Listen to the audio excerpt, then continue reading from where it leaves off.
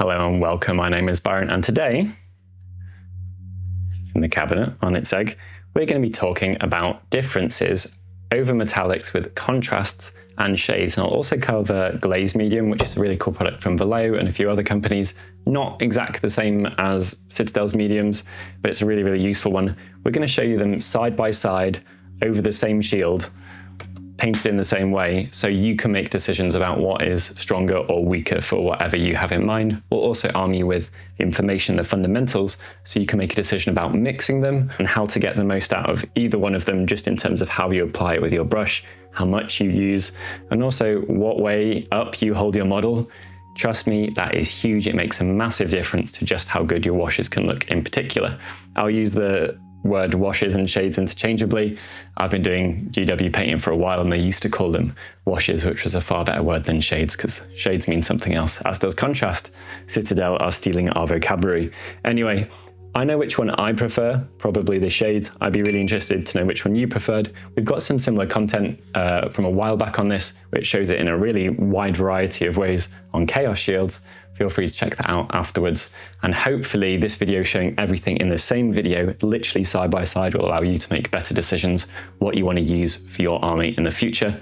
You can use the knowledge from this video to customize any wash or any contrast just by dumping a little bit of paint in or something like that, and we'll cover exactly what you need to worry about when doing that for yourself. Any questions you've got, any things we didn't answer, or any future suggestions for a topic for us to digest and compare, let me know, and maybe that'll be an upcoming video for us. Largely in this video, we used a medium from Series D and we used a size 3 from Series S. They will both be purchasable below. Size 3 is the absolute everything brush, and it's very, very good for most washes on most infantry or Warhammer scales. So that's probably the one that I'd recommend if you're going to use a wash brush. Exactly, not too big, not too small. It's like Goldilocks, it's just right. Let's jump in. In this tutorial, we're going to take you through what different additives or products you can use over metallics and why. Now, we've covered these topics in depth various times on the channel, but I haven't wrapped them up into one, so kind of treat these three as a brief wiki on each of the topics, and I will link various videos at the end of this and underneath this as follow-ups, depending on which one you like. So if you think these look pretty good already, all we've done is some dry brushing. We've used some carefully selected colors. I'd recommend you go and check out our recent Trench Crusade video, because we didn't use any washes there, and we've not used any washes so far. So if you think this looks good already, which it does look pretty good, that's basically our dry brushing technique and some good knowledge on the paints that we've used. What we are going to do though, is we're going to put down washes over one and contrast over the other, and we're going to discuss the difference in those. We're also going to discuss what products like glaze medium and mediums in general can help you achieve. So let's jump into that. Okay, let's go. Time for vanilla sepia on it. And the way to test this, as the way to test everything is just to put it on a palette on a similarly colored bit. We've got the bits where we mixed our metallics up, and see how it behaves there. Couple of considerations about shades and contrasts. The older they are, the more they evaporate, and that means they get thicker, they get more viscous. So if you've got a really old one and it's too thick and gloopy, it might be a good idea to pour what's left of it into the top of your new one, mix it all up, then you don't waste any paint, and you get the best properties of the new paint involved. Right. A lot of people just blob it down, and it's this that screws you up. People like Drybrush have amazing results using shades and washes in contrast. It's because they're considered in what they do. So what we're going to do is we're going to start, we're keeping it flat. We're not letting this run anywhere we don't choose. It's just going to run into the details we've picked. We're keeping it flat, and I'm ending my strokes in recesses. So I'm dragging towards the border of the shield. It's helpful that it's got one. And I'm leaving my heavy blob there. Now, before it's dried, so you've got to work fast, I'm scooting around it and I'm mopping up excess or even depositing it, depends how hard you press, until I'm happy with it. Now that's an almost neat wash we've used there, and the result's really good and very controlled and very considered. Part of what's so good about it is if I'd held it like this, it would be running downwards. I wouldn't be in control, but I've held it where it's the closest to flat. So exactly what it's done here is how it's going to dry and it's going to stay. I can do the same when I do the border. And I'm just going to use my egg here. These are our miniature holders. We make them, they're wonderful. To make it so I can hold it whilst keeping it horizontal at whatever angle lets my right hand get in there, because I'm right-handed, to access the bits I need. Super easy. So if you're on a time budget, that is how you control washes in terms of what you do with your hand and your brush. Do not use a tiny brush, and you probably also don't want to use one that's too massive for the task that you've got. So a 3 is about perfect for what I've done here. Okay, so same base, but we're going to use contrast next. Now, everything we've said about pooling and stuff like that holds for contrast. Contrast, it's even more important that you shake it than it is with shade. So especially if you turn it upside down, you can see stuff on the bottom.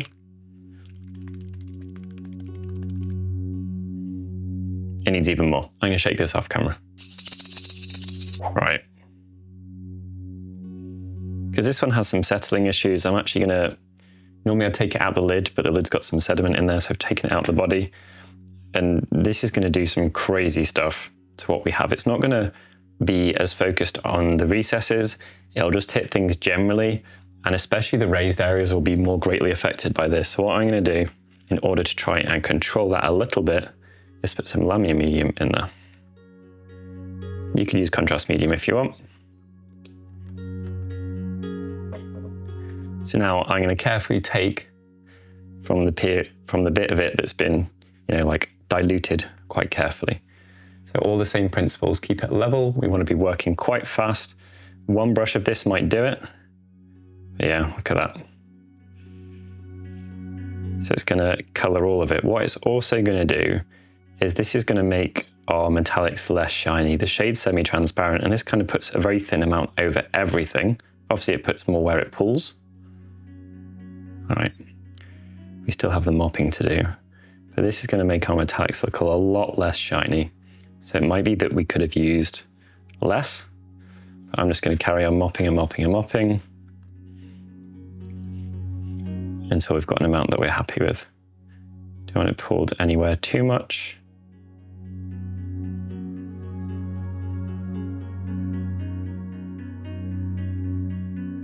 Okay, so you can see that's completely filtered it, and we've turned what was our bronze shield gold, like in a oneer. Recesses, highlights, everything. I'll dry this and then we can compare the two. Okay, we are pretty much dry apart from the recesses, so I can tip them about without a problem. Let's compare the two of them. So we've retained a fair bit of the shine and the work we did underneath with our shade. Obviously, this is quite a soft one, but most of them are pretty soft these days. So, very few of them that aren't like strong colors are strong mixes. And we look at this, we've lost the majority of our shine. We're basically just benefiting from the values of what was underneath, like whether it was light or dark and the color of it, but not the fact that it was metallic really. So what this tells you is that if you want to retain the properties of your metallic, you really need to dilute, but also the fact that contrast is matte is a problem for this. So it'll make it less shiny. It means you can glaze with it and stuff like that, and maybe it makes your metallics look a little bit older, but you really need to dilute it very heavily or do something else to it if you want to put it down. So let's try that. To the rescue, glaze medium. So this is made for making things transparent. It makes things take a while to dry, so that's worth bearing in mind. But now we're going to put this down, and what we should get, you could put some of a shade in it too, we should get more shade-like properties out of it, where it doesn't dominate quite so heavily.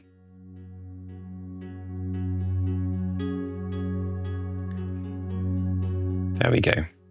So again, I'm going to mop up the excess, we'll dry it, and then we'll have a look at the results of that experiment. Hopefully, we've got kind of between the two in terms of behavior.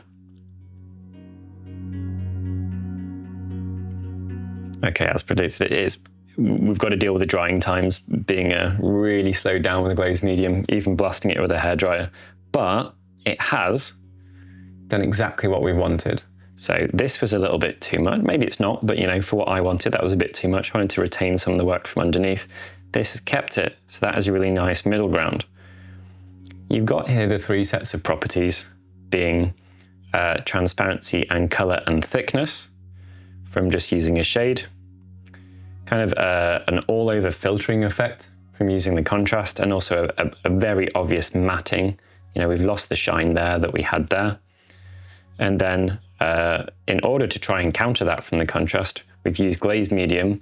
And glaze medium is like you made lamier medium out of a shade. So it's satin, it's slightly shiny, it's very transparent, but it's not as thick as a shade because you don't need that much of it in there. We're going to exaggerate the deepest recesses on this by adding a darker color to this, and we'll show you the power of careful, specific uses of shades in select areas.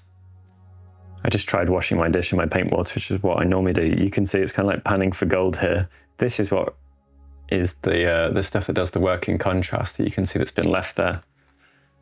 That's why it affects areas so strongly, and that's why it makes them matte. It's actually got grains in it. Starting soft. We know how this one behaves. We are going to dilute it a little bit more. I'm just going to put some water in, just looking to soften it up. And then the tiniest amount of Caribou Crimson, which is a stronger color. And this is one of the more strengthy shades. So you can see we've got a really warm peachy. This is good for washing flesh. And it's like a more deep version of flesh shade. Okay, so remove the excess off. Go to the right shield, hopefully. And now we're just going to be selective and we're going to dab this where we want to exaggerate things more. I'm always going to have my lift off point where my brush comes up be in the area that I would like the most deposited. That could be around a rivet. I'm just going to push towards it. I'm using a nice big brush because we're only depositing little bits. We don't have to worry about it running around too much. And you can even do things like accentuate details really easily with this, or hide problems or slips. So we had a little spare bit that kind of dried up within this one that was there. I can just hide it by shading this more underneath. And particularly when you're using a rich color, this has got more of that red in it, that crimson, you can really add some fancy work with like no risk. Like it's very hard for this to go wrong. I'm just gently pushing my brush up underneath. And because it's still not opaque paint by any means, it is extremely hard to do what would be noticeably a mistake. It takes a while to dry as well. So if you put too much down, you just mop it up. Super easy. So I'm going to go around and I'll do all my rivets and my details and I'll exaggerate them a bit more and I'll add some depth to it. It's up to you how subtle you want to be as well. Like we could literally just go at it. As long as we're going in the right direction, pushing up against that wall, you can go pretty fast. And of course you can repeat as many times as you want. Often it's safer to repeat a couple of times with washes rather than trying to achieve everything all in one go with a thicker one. You want to get really techie, you can stop your wash before an edge and that edge will end up lighter. This is a very popular thing from one of our more popular videos. This is how you do edge highlights without actually having to highlight your edges. You just stop before an edge with a wash.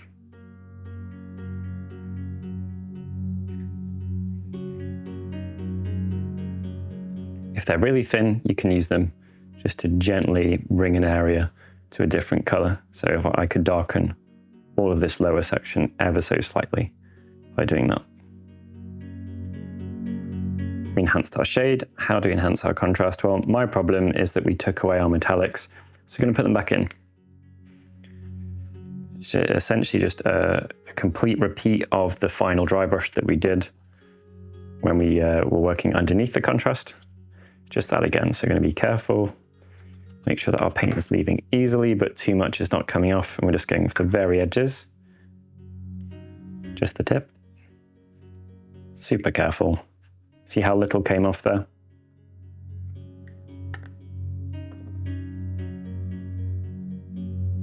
And then holding the brush far back for high quality work. Top to bottom at first. And then when we're confident, then we can come from whatever angle we want, or we can even do circles. And this fixes a lot. This is now a colored metallic rather than just colored. Okay, huge difference. It was pretty much flattish looking yellow. And now we've done a tiny bit of work and the metallics are back. Wonderful. Meanwhile, glaze medium is still drying, so that is the downside. There is one. Across an army, of course, it doesn't matter so much. If you're doing 20 guys at once, it really isn't an issue, but I have to let that dry before I mess around with it further. We can, of course, use the same brush and the same mix to put very sparing crisp edges back on this. Maximum contrast now, maximum readability. Also, as this is a Stormcast shield, it's just like maximum Good Guys vibes. It's really warm, it's really clean, very angelic. Just amazing. I'm actually going to modify the glaze medium one because I think it shows some promise. Take the same mix. Again, I'm diluting this with water, which means that we won't be adding to the drying times.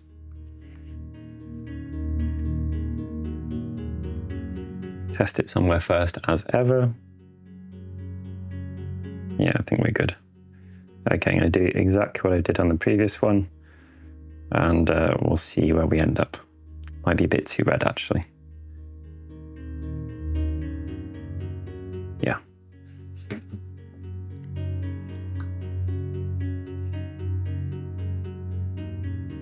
That's better. Always test.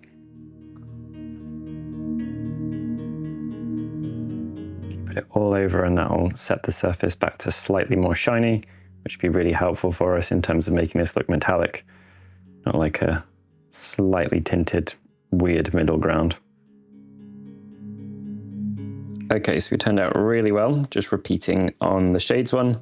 And to make it a fair test, what I've got is snakebite leather, and we're going to add that to our Iyanden yellow, and we're just going to repeat there too and deepen things and see if it ends up quite as smooth. I suspect it won't for the same amount of time, but we'll try our best. Okay, so here are the final results. Now, as expected, the one with shades went smoother, and you know, granted this is repeated shades, but they are made for smoother transitions, and they're also made for leaving more off the raised areas, so this has ended up with higher contrast, but also kind of softer blends. I tried exactly the same thing with the contrast, and as you can see, because it's matte, it's just not quite as forgiving, so more time would be needed to get these to go smooth. If you do one thick layer or, you know, 2 medium layers, you somewhat get around this, but then you do run the risk of it pooling overly in the recesses. I still quite like this though in terms of tinting the color, but I just missed that shine, so I do think dry brushing at the end of it was worth it with this one. And then here we have kind of a middle ground, which is the glaze medium. So we've managed to keep more of the bottom color than with either of the other two. And perhaps this is the most safe one to do if you're going really fast. The glaze medium just makes it behave itself, but you do have to deal with much longer drying times. So there we go. Absolutely think this is my favorite, but there's no reason not to take elements of the others, like to drop a little bit of this contrast in to turn this bronze more gold. Stuff like that is really, really flexible. So do be willing to take whatever is going to do the job you need and dump a small amount of it in with whatever you're using. Do bear in mind that if you're dumping a contrast in with a shade, if it's a small amount, it won't affect the behavior, and if it's a larger amount, it will. You're always diluting the thing that you're adding to. All right, that's it. Hopefully that's been useful. Has that helped you distinguish the differences? And do let me know if there's anything you'd like a similar rundown of this type of back-to-back testing on and my analysis in the future. If you want a very thorough metallics without the use of any washes, then we have a video on this guy that turned out really well. I'll make sure that we've got some relevant stuff linked down below. This one turned out so well. Look at him, what a guy.